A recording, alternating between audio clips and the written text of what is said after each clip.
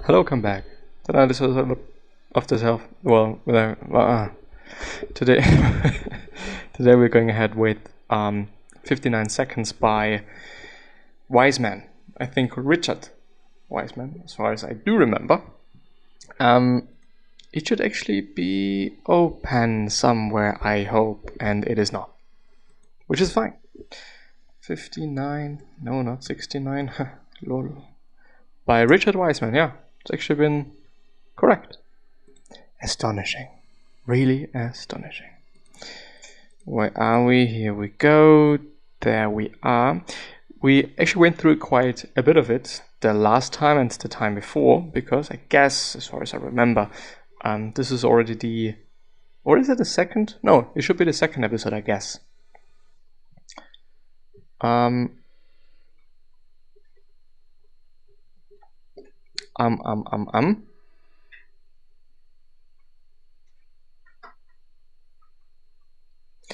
If you want to cheer yourself up, behave like a happy person. This is something we haven't gone through yet. Want to be happy? Wants to buy happiness. This is something we've been talking about the last time. If you want to cheer yourself up, behave like a happy person. As far as I know, there is some studies that do show that smiling, even if you're not happy, makes you more happy. Don't know if it is correct. At some point in time, people thought it is correct. I don't know if there were some other studies that, how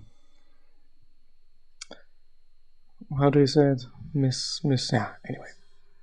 Disproved it.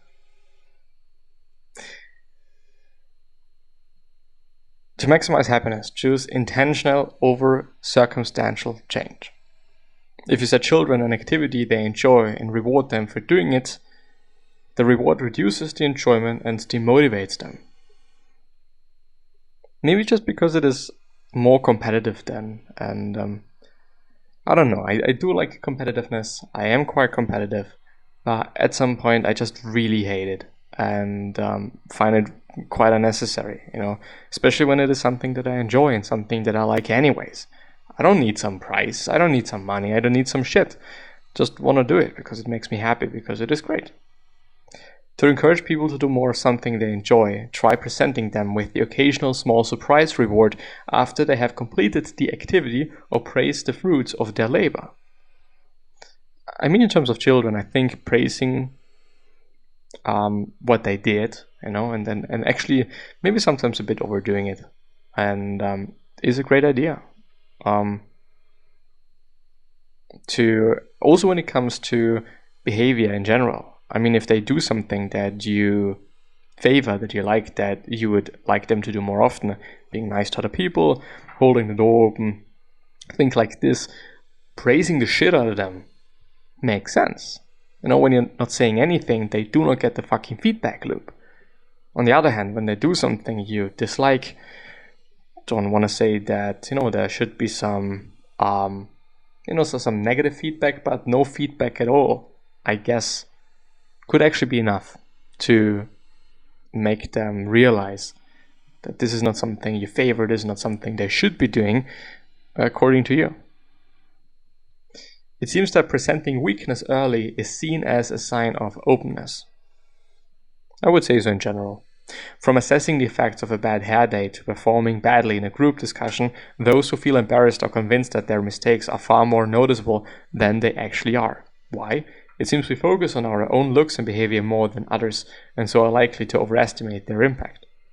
Definitely the case. If you want to increase your chances of making a good impression in a meeting, sit towards the middle of the table. Also leaning forward, making the other person feel like that you're more interested in the conversation, in the other person, while actually asking questions. Many things body language does play a huge role.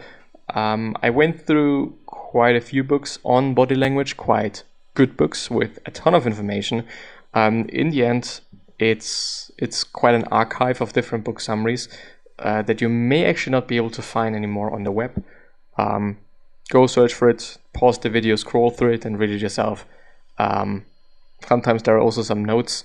There is a Google Drive folder in the description of the YouTube video at least. Shouldn't be the case for the podcast, but check it out. There are some basically summaries of the summaries, quite good things you can find there. To increase the likelihood of someone liking you, get them to do you a favor. When you gossip about another person, listeners unconsciously associate you with the characteristics you are describing, ultimately leading to those characteristics being transferred to you. Something that I've heard before is when talking about something negative, not looking the person that you're talking to into the eyes, because then there is some sort of association with whatever you're talking about at the time or telling them for whatever reason. I don't know if this is the truth, but I don't know. I think it just also makes sense. When you're gossiping about something, when you're just, seemingly being a shitty person, well, it just says a lot about you.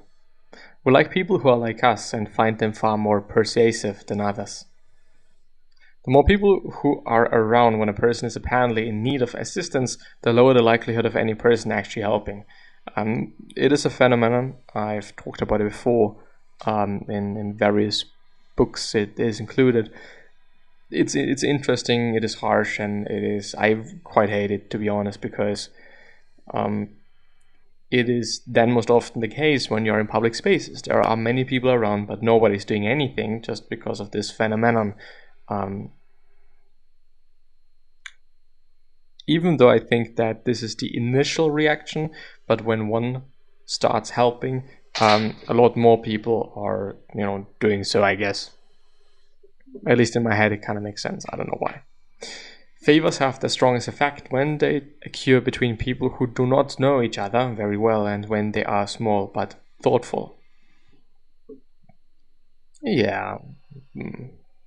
I mean, when it is in between friends, it just still means a lot, Fantasizing about your perfect world may make you feel better, but it is unlikely to help transform your dreams into reality. No shit, Sherlock. Some research suggests that eating more slowly helps people eat less, perhaps because it fools our brains into thinking that we have eaten more and allows extra time for the body to digest food. I think at this point in time it is quote-unquote common sense. Also, eating from a blue plate can help because it kind of looks disgusting and subconsciously makes us eat less. If you want to reduce your drinking, stay away from short white glasses and stick to tall, narrow ones.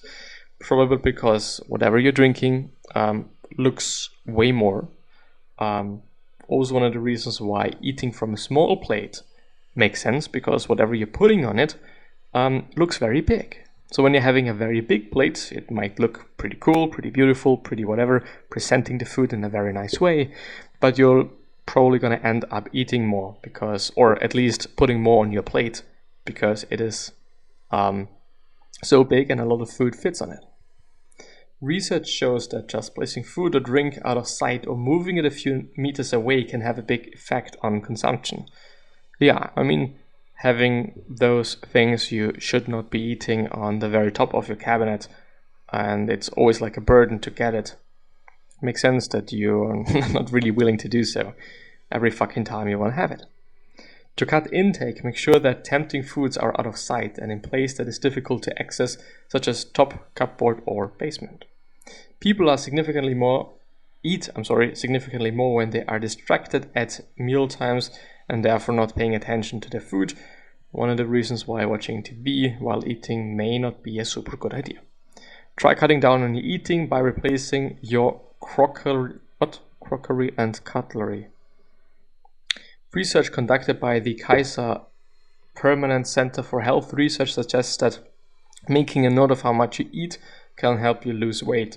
The phenomenon of when someone is tracking whatever the fuck he or she is doing, being aware of what you're doing makes you more likely to, I would actually also say, being faster in terms of workload, in terms of things that you're doing. And I guess it's just about awareness, like just noticing, seeing, and period. Research conducted by Charles Abraham and Pascal Sheeran, I guess, has shown that just a few moments thinking about how much you will regret not going to the gym will help motivate you to climb off the couch and onto an exercise bike. For some people, I'd say. Probably not for everyone, but yeah. This is it for now. Hope I'm gonna see you the next time as well, and up until then, bye bye.